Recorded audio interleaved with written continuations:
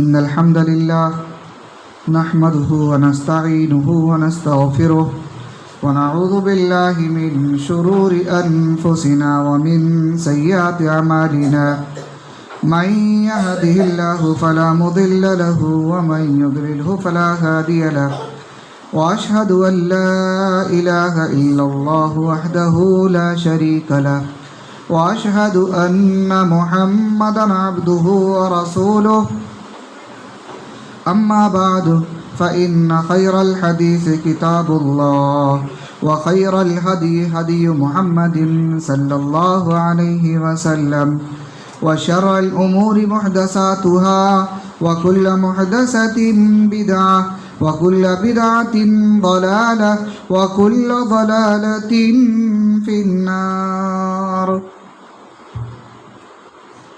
أعوذ بالله السميع العليم من الشيطان الرجيم. بسم الله الرحمن الرحيم. يا أيها الناس اتقوا ربكم الذي خلقكم من نفس واحدة وخلق منها زوجها وبث منهما رجالا كثيرا ونساء واتقوا الله الذي تساءلون به والأرحام إن الله كان عليكم رقيبا. يا أيها الذين آمنوا اتقوا الله حق تقاته ولا تموتن إلا وأنتم مسلمون. يا أيها الذين آمنوا اتقوا الله وقولوا قولا سديدا يصلح لكم أعمالكم ويغفر لكم ذنوبكم ومن يطع الله ورسوله فقد فاز فوزا عظيما. وقال الله تعالى في مقام آخر يا أيها المزمل قم الليل إلا قليلا نصفه أو انقص منه قليلا. وقال الله تعالى في مقام آخر يا أيها المدثر قم فأنذر وربك فكبر وثيابك فطهر والرجز فهجر. رب اشرح لي صدري ويسر لي أمري واحلل عقدة من لساني يفقه قولي. رب زدني علما اللهم رب زدني علما آمین. حاضرین جمعہ، دینی ملی بھائیوں، بزرگوں، پردہ نشین اسلامی ماں بہنوں،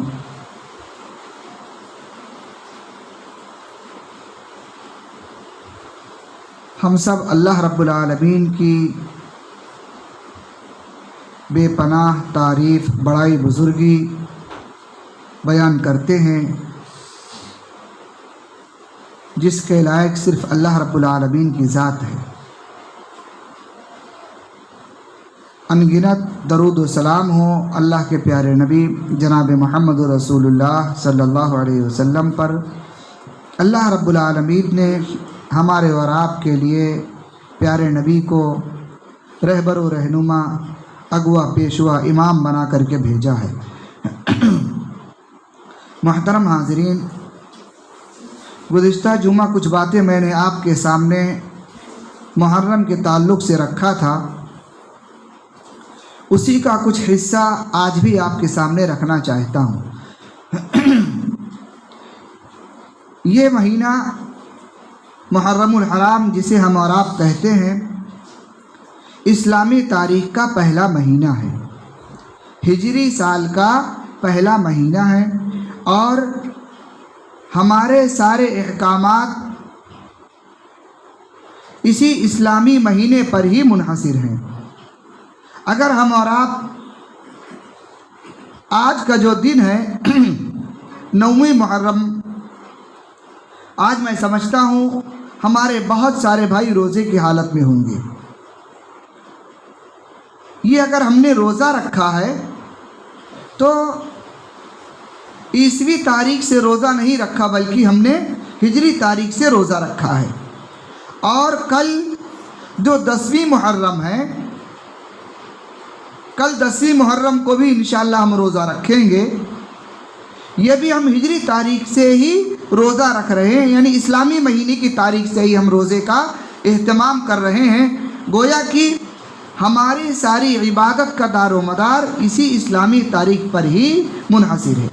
اسی طریقے سے رمضان المبارک کا مہینہ آتا ہے. ہم جب تک رمضان کا چاند نہیں دیکھ لیتے جب تک روزے کی ابتدا نہیں کرتے ہیں. اگرچہ کیلنڈر میں تاریخ آگے پیچھے ہو وہ اپنی جگہ پر ہے، کیونکہ کیلنڈر ایک اندازے کے اعتبار سے بنایا جاتا ہے کہ ہو سکتا ہے یہ مہینہ 30 کا ہو یا 29 کا ہو، اس اعتبار سے ترتیب دیا جاتا ہے. لیکن چاند کبھی 29 کا بھی ہو جاتا ہے اور کبھی 30 کا بھی ہو جاتا ہے. کیلنڈر میں 29 کا مہینہ دیا ہوا ہے، لیکن چاند اگر 30 کا ہو گیا ہے تو کیا آپ ایک دن پہلے سے روزہ رکھیں گے؟ نہیں رکھیں گے، کیونکہ ہماری عبادت کے سارے معاملات جو ہیں وہ چاند کی تاریخ پر منحصر ہیں. جب تک چاند نہیں نظر آئے گا ہم روزے کا اہتمام نہیں کریں گے. اسی طریقے سے جب روزہ ختم کرنا ہوتا ہے، جب تک شوال کا چاند نہیں نظر آتا ہم رمضان کا اختتام بھی نہیں کرتے ہیں. اسی طریقے سے آپ دیکھ لیجئے ابھی پیچھے حج کا مہینہ گزرا، حج کے جو ایام متعین ہیں وہ چاند کی تاریخ پر ہیں، انگریزی تاریخ پر نہیں ہیں. گویا یہ بات معلوم ہوئی کہ ہم مسلمانوں کی عبادت کا سارا معاملہ جو ہے وہ چاند کی تاریخ پر منحصر ہے. دوسری بات، یہ ہجرت کا جو مہینہ ہے یا ہجری جو سال ہے، ہجری جو تاریخ ہے، اس کے پیچھے ایک بڑی قربانی موجود ہے. قرآن کریم کی جو آیت میں نے آپ کے سامنے پیش کیا سورہ مدثر اور سورہ مزمل کی آیتیں ہیں. سورہ مدثر کے اندر اللہ رب العالمین پیارے نبی جناب محمد رسول اللہ صلی اللہ علیہ وسلم کو حکم دے رہا ہے، یا ایھا المدثر قم فانذر وربک فکبر وثیابک فطہر. یہ آیت اور اس سے پہلے ایک آیت اور دیکھیے آپ، وہ کون سی؟ سورہ علق کی 30ویں پارے کی ابتدائی آیت، جس کے اندر اللہ تعالیٰ نے فرمایا اقرأ بسم ربک الذی خلق خلق الانسان من علق اقرأ وربک الاکرم الذی علم بالقلم علم الانسان ما لم یعلم. یہ آیتیں آپ جمع کیجئے اور پھر اس کا پس منظر دیکھیے، اس کے بعد کے حالات دیکھیے اور پھر ہجری تاریخ کو طے کیجئے. یہ سارے واقعات جب سامنے رکھے نا اللہ کی قسم کلیجہ منہ کو آ جاتا ہے. جانتے ہیں اللہ رب العالمین نے جب نبی کو نبی بنایا تو یہ آیتیں نازل کیا، اقرأ بسم ربک الذی خلق. ان آیتوں کے ذریعے سے نبی کو نبوت کا تاج پہنایا گیا. پیارے نبی اس وقت غار حرا کے اندر تھے اور پیارے نبی کو عمر 40 سال ہو چکی تھی. یہ آیتیں نازل ہوئی، نبی کو نبی بنا دیا گیا. اللہ کے نبی صلی اللہ علیہ وسلم گھبرائے ہوئے لوٹے گھر پر آئے اور حضرت خدیجہ رضی اللہ تعالیٰ عنہ کو سارا واقعہ بتایا. اور پھر اس کے بعد حضرت خدیجہ اپنے بھائی ورقہ بن نوفل کے پاس لے کر کے گئی. ایک لمبی داستان ہے لیکن مختصر یہ سمجھیے کہ انہوں نے سارا واقعہ سننے کے بعد کہا کہ آپ اللہ کے نبی بنا دیے گئے ہیں. آپ کے پاس جو آیا تھا وہ کوئی انسان نہیں تھا. حضرت جبریل اس وقت انسان کی شکل میں آئے تھے اور اللہ کے نبی کو یہ آیتیں پڑھا رہے تھے. پڑھیے اقرأ بسم ربک الذی خلق. اس وقت حضرت جبریل فرشتے کی شکل میں نہیں آئے تھے اور جب پڑھانا شروع کیا تو اللہ کے نبی نے کیا کہا؟ ما انا بقاری، میں پڑھا ہوا انسان نہیں ہوں، مجھے پڑھنا نہیں آتا. لیکن انہوں نے 3 مرتبہ زور سے پکڑ کر کے سینے سے دبایا اور پھر کہا پڑھیے. اللہ رب العالمین نے وہ الفاظ آپ کی زبان پر جاری کر دیے. چنانچہ حضرت جبریل آگے آگے پڑھ رہے تھے اور اس کے بعد پیچھے اللہ کے نبی پڑھ رہے تھے. حضرت جبریل واپس چلے گئے، معاملہ ختم ہو گیا. اللہ کے نبی گھر آئے، سارا واقعہ گزرا اور 3 سال تک وحی کا سلسلہ رک گیا. 3 سال کے بعد اللہ تعالیٰ نے یہ سلسلہ نازل کیا یا ایھا المدثر قم فانذر وربک فکبر وثیابک فطہر والرجز فاہجر۔ اللہ نے کہا اے چادر میں لپٹے ہوئے انسان کھڑے ہو جا، قم فانذر، کھڑے ہو جا اور لوگوں کو ڈرا دے، وَرَبَّكَ فَكَبِّرْ، اور اپنے رب کی بڑائی بیان کر۔ اللہ تعالیٰ نے یہاں سے پیارے نبی کو علی الاعلان نبوت کا اور تبلیغ کرنے کا حکم دیا، اور پھر اس کے بعد قرآن کریم کی یہ آیت نازل ہوئی وَأَنذِرْ عَشِيرَتَكَ الْأَقْرَبِينَ۔ یہ ساری آیتیں جمع کیجئے تو ان کے جمع کرنے کے بعد جو نتیجہ سامنے آتا ہے وہ یہ تھا کہ اب دعوت و تبلیغ کا کام چھپ کر کے نہیں بلکہ علی الاعلان کرنا ہے۔ اللہ کا حکم تھا، اللہ کے نبی صلی اللہ علیہ وسلم گھر سے نکلے اور صفا پہاڑی پر گئے، جا کر کے اعلان کیا، کہا قولوا لا الہ الا اللہ تفلحوا دخل الجنہ تملک العرب والعجم، اے لوگو لا الہ الا اللہ پڑھ لو، کامیاب ہو جاؤ گے، اللہ تمہیں جنت میں داخل کر دے گا۔ یہ آج کا دن پہلا دن تھا جس دن اللہ کے نبی نے علی الاعلان لوگوں کے سامنے دین کی دعوت کو پیش کیا۔ اس میں اپنے بھی تھے، غیر بھی تھے، مومن بھی تھے، مشرک بھی تھے، منافق بھی تھے، سارے لوگ موجود تھے۔ کچھ لوگ تو آپ کی یہ بات سن کر کے خاموش رہے اور کچھ لوگ وہیں سے مخالفت شروع کر دیا، اور پھر یہاں سے اس دور کے بعد یعنی اس دن کے بعد سے مسلمانوں کو ٹارچر کیا جانے لگا، تکلیفیں دی جانے لگی، اور اللہ کے نبی صلی اللہ علیہ وسلم نے اپنی دعوت و تبلیغ میں تیزی پیدا کر دیا، علی الاعلان لوگوں کو دعوت دینے لگے۔ جو صحابہ مسلمان ہوتے تھے وہ لوگ اپنی دعوت کو کھلے عام لوگوں تک پہنچاتے تھے۔ اس کے بعد یہ دعوت و تبلیغ کا سلسلہ مکہ کے اندر اللہ کے نبی صلی اللہ علیہ وسلم نے کتنے سال جاری رکھا؟ 13 سال تک جاری رکھا، یاد رکھیے گا۔ 13 سال تک اللہ کے نبی مکہ کے اندر لوگوں کو دین کی دعوت دیتے رہے، بلاتے رہے۔ 13 سال تک جو سلسلہ چلا ہے، اس 13 سال کی مدت میں مسلمانوں پر جو ظلم و ستم ڈھایا گیا، جو اذیتیں دی گئیں، جو تکلیفیں دی گئیں، جو پریشانیاں ان کو آئیں، اور اس سے بڑھ کر کے خود اللہ کے نبی صلی اللہ علیہ وسلم کو کتنی مرتبہ دشمنوں کا سامنا کرنا پڑا۔ بعض مواقع تو ایسے آئے کہ لوگوں نے چاہا کہ اب ان کو مار کر کے ختم کر دیا جائے۔ مثال کے طور پر آپ ہجرت سے پہلے دیکھیں، مکہ کے بڑے بڑے سردار اللہ کے نبی کے چاچا جو تھے ابو طالب ان کے پاس جمع ہوئے، کہا آپ اپنے بھتیجوں کو سمجھا لیجئے ورنہ ہم انہیں قتل کر دیں گے، مار ڈالیں گے۔ چچا ابو طالب نے بلایا اور کہا اے میرے بھتیجے، مجھ بوڑھے انسان پر اتنا بوجھ نہ ڈالو جس کو میں اٹھا نہ سکوں۔ یعنی مکہ والے جو رکے ہوئے تھے، جو بہت زیادہ تکلیف دینے سے ڈرتے تھے، وہ چچا ابو طالب کا خیال کرتے تھے کیونکہ آپ مکہ کے سردار تھے۔ اللہ کے نبی نے جواب دیا چچا جان، اگر آپ کو میری حمایت مشکل ہو رہی ہے آپ میرا ساتھ چھوڑ دیجئے، کوئی بات نہیں، میں اللہ پر بھروسہ رکھتا ہوں، اللہ تعالیٰ میری مدد کرے گا۔ چچا نے جب یہ دیکھا بھتیجے کا یہ حوصلہ ہے تو کہا جاؤ تمہیں جو کرنا ہے کیجئے، آج کے بعد تمہیں کوئی نقصان نہیں پہنچا سکتا۔ بہرکیف اس کے بعد مکہ والوں نے یہ پلاننگ کیا کہ آپ کو قتل کر دیا جائے گا۔ چنانچہ اللہ کے نبی صلی اللہ علیہ وسلم کو اللہ تعالیٰ نے مکہ سے ہجرت کرنے کا حکم دے دیا کہ مکہ چھوڑ کر مدینہ چلے جاؤ۔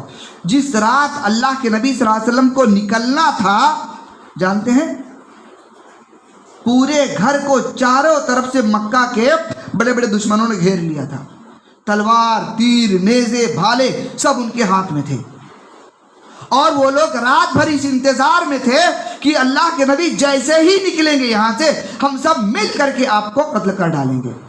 لیکن قربان جائیے اللہ رب العالمین کی ذات پر، اللہ تعالیٰ جس کی حفاظت کرنا چاہے ساری دنیا مل کر کے بھی اس کو نقصان نہیں پہنچا سکتی۔ اللہ کے نبی صلی اللہ علیہ وسلم رات کی تاریکی میں گھر سے نکلے تو کیا دیکھتے ہیں؟ یہ فلاں آدمی ہیں، یہ ابو جہل ہیں، یہ عتبہ، یہ شیبہ، یہ فلاں، یہ لوگ میرے گھر کو گھیرے بیٹھے ہوئے ہیں، ان کے ہاتھوں میں تلوار ہے۔ اللہ کے نبی کھڑے ہو گئے، لیکن وہ لوگ اللہ کے نبی کو دیکھ نہیں سکے۔ اللہ رب العالمین نے ان کی نگاہیں بند کر دیا۔ دنیا کی ساری چیزیں دیکھ رہے تھے لیکن اللہ کے نبی کو وہ لوگ دیکھ نہیں سکے۔ اللہ تعالیٰ نے حکم دیا، زمین سے ایک مٹھی مٹی لیا، قرآن کریم کی سورہ یاسین کی آیتیں تلاوت کرتے ہوئے لوگوں کے سروں پر رکھتے ہوئے اللہ کے نبی ان کے بیچ سے نکل گئے۔ آپ اندازہ کیجئے کس قدر سخت معاملہ تھا کہ نبی کو قتل کرنے کے لیے پورا گھر گھیر لیا تھا۔ اگر اللہ تعالیٰ حفاظت نہ کرتا تو کیا ممکن تھا کوئی بچا لیتا؟ کوئی بچا نہیں سکتا تھا سوائے اللہ کی ذات کے۔ اللہ رب العالمین نے آپ کو بچا لیا۔ اللہ کے نبی یہاں سے نکلے، صبح یہ اعلان لوگوں نے جب تلاش کرنا شروع کیا، کہا دیکھا دروازہ کھلا تو اللہ کے نبی کے بجائے اس گھر سے کون نکلا؟ حضرت علی رضی اللہ تعالیٰ عنہ نکلے۔ لوگوں کو یہ شک ہو گیا کہ اللہ کے نبی یہاں سے جا چکے۔ چنانچہ آنن فارن میٹنگ بلائی گئی اور یہ کہا گیا کون ہے جو محمد صلی اللہ علیہ وسلم ان کو زندہ یا مردہ حالت میں پکڑ کر کے لائے گا، اس کو عرب کے 100 سرخوٹ انعام میں دیے جائیں گے۔ کئی لوگ تیار ہوئے، انہی میں ایک سراقہ بن مالک بن جعشم یہ بھی تیار ہوئے۔ کہا میں کوشش کرتا ہوں پکڑ کے لاؤں۔ چنانچہ لوگ اپنے اپنے طور پر نکلے ڈھونڈنے کے لیے، یہ بھی نکلے۔ اللہ کے نبی صلی اللہ علیہ وسلم جب مکہ سے نکلے تھے تو 3 دن تک ایک غار کے اندر پناہ لیا تھا، اس غار کا نام غار ثور ہے۔ اللہ کے نبی وہاں پر رکے ہوئے تھے۔ اس کے بعد جانا اگر پچھم کی طرف تھا تو پورب کی طرف راستہ اختیار کیا۔ آپ سوچے جانا ادھر ہے تو پورب کا راستہ اختیار کیا تاکہ دشمن کو یہ شک نہ ہو کہ اس طرف گئے ہوئے ہیں۔ بہت گھوم کر کے اللہ کے نبی مدینہ پہنچے تھے۔ بہرکیف اس وقت اللہ کے نبی صلی اللہ علیہ وسلم اور صحابہ جو ہجرت کر کے مکہ سے مدینہ گئے ہیں، مدینہ جانے کے بعد کچھ سکون ملا۔ اس کے بعد پھر جنگیں شروع ہوئی، پھر اللہ کے نبی صلی اللہ علیہ وسلم کی زندگی کا آخری وقت بھی آیا اور اللہ کے نبی دنیا سے انتقال کر گئے۔ آپ کا انتقال ہو گیا، دنیا سے رخصت ہو گئے۔ اب خلافت کا دور شروع ہوا، صدیق اکبر کا دور شروع ہوا۔ پہلے اسلام کے خلیفہ حضرت ابو بکر صدیق رضی اللہ تعالیٰ عنہ، دوسرے حضرت عمر فاروق رضی اللہ تعالیٰ عنہ، تیسرے حضرت عثمان غنی رضی اللہ تعالیٰ عنہ اور چوتھے حضرت علی رضی اللہ تعالیٰ عنہ۔ یہ 4 خلیفہ کا دور شروع ہوا۔ چنانچہ حضرت عمر فاروق کے دور میں یہ ہوا کہ اب ایک اسلامی تاریخ شروع کی جائے۔ اسلامی تاریخ کی ابتدا کہاں سے ہونی چاہیے؟ لوگ اپنی اپنی رائے پیش کیجئے۔ 4 باتیں سامنے آئی تھی، ان 4 میں سے کسی کو اختیار کر کے اسلامی تاریخ کا مہینہ یہاں سے آغاز کیا جائے۔ کسی نے کہا کہ ایسا کیجئے کہ جب اللہ کے نبی صلی اللہ علیہ وسلم کی پیدائش ہوئی تھی، پیدائش کے دن کو اسلامی تاریخ کی ابتدا ہم کر دیتے ہیں۔ کہا نہیں، یہ ٹھیک نہیں ہے۔ کسی کی پیدائش کے دن کو اگر اسلامی تاریخ کی ابتدا دے دیں گے تو ہو سکتا ہے آنے والے وقت میں لوگ اس کو جشن منائیں یا اور کچھ کریں اور اختلافات شروع ہو جائیں گے، لہٰذا یہ صحیح نہیں ہے۔ وہ چیز رد کر دی گئی۔ دوسری بات آئی، ایسا کیجئے کہ اللہ کے نبی جب آپ کی بعثت ہوئی تھی اس وقت سے اس کی ابتدا کر دی جائے، یعنی جب آپ نبی بنائے گئے تھے اس وقت سے ابتدا کر دی جائے۔ کہا یہ بھی مناسب نہیں ہے۔ پھر تیسرے نمبر پر یہ بات طے ہوئی کہ جب اللہ کے نبی کی وفات ہوئی ہے وہاں سے اسلامی تاریخ کی ابتدا کر دی جائے۔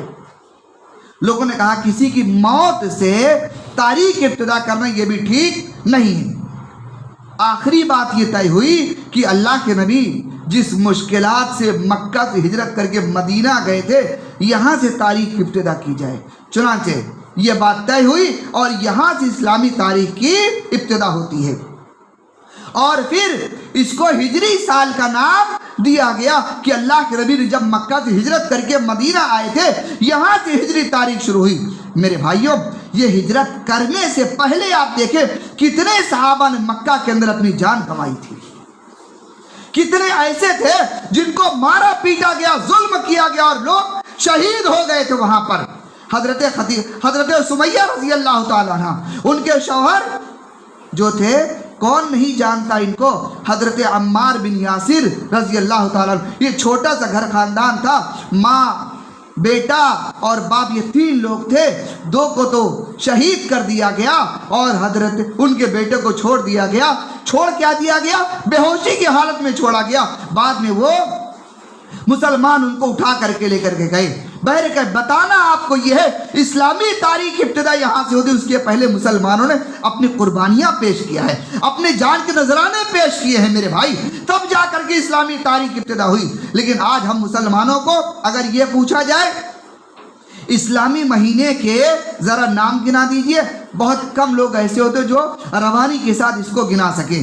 دنیا کی تاریخ کے سارے معاملات ہمیں معلوم ہیں, لیکن جہاں سے ہماری تاریخ کی ابتدا ہوتی ہے, جہاں سے اسلامی سال کی شروعات ہوتی ہے, اور جہاں جس کو اللہ کے نبی نے اور صحابہ نے اپنے خون پسینے سے سینچ کر کے یہاں تک پہنچایا, ہم اور آپ اسے بھول جاتے ہیں. اور آخری بات یہ کہنا چاہتا ہوں آپ سے, یہ محرم الحرام کا مہینہ یہاں سے اسلامی تاریخ شروع ہو گئی. اب اس کے بعد اللہ کے نبی جب مکہ سے مدینہ آئے تھے تو یہ دیکھا کہ مدینہ کے اندر یہودی جو تھے وہ روزہ رکھتے تھے. اللہ کے نبی نے پوچھا کیوں روزہ رکھتے ہو؟ کہا ہمارے نبی حضرت موسیٰ کو اللہ تعالیٰ نے فرعون کے ظلم ذاتی سے نجات دیا تھا, اس لیے ہم روزہ رکھتے ہیں. اللہ کے نبی نے فرمایا میں تم سے زیادہ حقدار ہوں کہ اس دن روزہ رکھوں, یعنی 10ویں محرم کو روزہ رکھوں. اللہ کے نبی نے روزہ رکھا, صحابہ نے روزہ رکھا, اور پھر اللہ کے نبی نے فرمایا مجھے امید ہے اس محرم کے روزے سے یعنی عاشورہ کے روزے سے اللہ ہمارے پچھلے 1 سال کے گناہ کو معاف کر دے گا. اس کے بعد اللہ کے نبی نے جب یہ دیکھا کہ یہودی بھی روزہ رکھتے ہیں تو اللہ کے نبی نے فرمایا ہم ان کی مخالفت میں 9ویں تاریخ کا بھی انشاءاللہ آئندہ سال روزہ رکھیں گے. لیکن آئندہ سال اللہ کے نبی صلی اللہ علیہ وسلم کے زندگی نہیں مل سکی اور آپ کا انتقال ہو گیا. صحابہ نے 9ویں اور 10ویں کا روزہ رکھا. علماء نے یہ اجازت دیا کہ اگر کوئی شخص 9ویں کا روزہ کسی وجہ سے نہیں رکھ سکا تو اس کو 10ویں اور 11ویں تاریخ کو روزہ رکھ لینا چاہیے. گویا بہتر یہ ہے کہ 10ویں کے ساتھ 9ویں ملایا جائے. اگر آپ 9ویں تاریخ کو نہیں رکھ سکتے تو کم از کم 11ویں تاریخ کو تو روزہ رکھ لینا چاہیے, اس کا اہتمام کرنا چاہیے. اور یہ بڑی سنت ہے, یہ زندگی میں بار بار موقع نہیں ملتے ہیں. پتہ نہیں آئندہ سال ہمیں یہ موقع ملے کہ نہیں ملے, اسے غنیمت جانیے, اس سے گناہ معاف ہوتے ہیں. اللہ تعالیٰ ہماری عبادت کو قبول فرمائے. اللہ سے دعا کریں کہ اللہ تعالیٰ ہمیں اور آپ کو اپنی تاریخ یاد رکھنے کی توفیق عطا فرمائے, اور ہمیں اور آپ کو اسلامی تاریخ کے مطابق اپنے سارے اعمال ادا کرنے کی توفیق عطا فرمائے. رب العالمین ہم میں سے جن لوگوں نے روزہ رکھا ہے پروردگار ان کے روزے کو تو قبول فرما لے. رب العالمین اس روزے کے بدلے ہمارے پچھلے 1 سال کے صغیرہ گناہوں کو تو معاف فرما دے. رب العالمین ہم سے جو بھی اگر کبیرہ گناہ ہو گئے ہیں اس سے خلوص کے ساتھ توبہ کرنے کی توفیق عطا فرما دے. رب العالمین جو بھائی روزہ نہیں رکھ سکے پروردگار انہیں کل اور پرسوں روزہ رکھنے کی توفیق عطا فرما دے. رب العالمین جو لوگ بیمار ہیں اے اللہ تو انہیں صحت و تندرستی عطا فرما دے. جو پریشان ہیں ان کی پریشانیوں کو دور کر دے. جو مقروض ہیں ان کی قرض کی ادائیگی کا انتظام فرما دے. رب العالمین اس برسات کو ہمارے لیے نفع کا ذریعہ بنا دے. رب العالمین ایسی برسات نہ نازل فرما جو ہمارے لیے مصیبت کا سبب بن جائے. رب العالمین ہم آفات سے مصیبتوں سے پناہ مانگتے ہیں. اللہ تیری ناراضگی سے پناہ مانگتے ہیں. رب العالمین ہم تیری رضامندی کے طلبگار ہیں. اللہ تو ہمیں اپنی رضامندی عطا کر دے. رب العالمین ہمیں جب تک دنیا کے اندر زندہ رکھ, ایمان کی حالت میں زندہ رکھ, خاتمہ ہو ایمان پر ہو, زبان پر کلمہ شہادت جاری ہو. آمین. تقبل یا رب العالمین. وآخر دعوانا ان الحمد للہ رب العالمین. اقول قولی ھذا واستغفر اللہ لی ولکم ولسائر المسلمین واستغفروہ انہ هو الغفور الرحیم.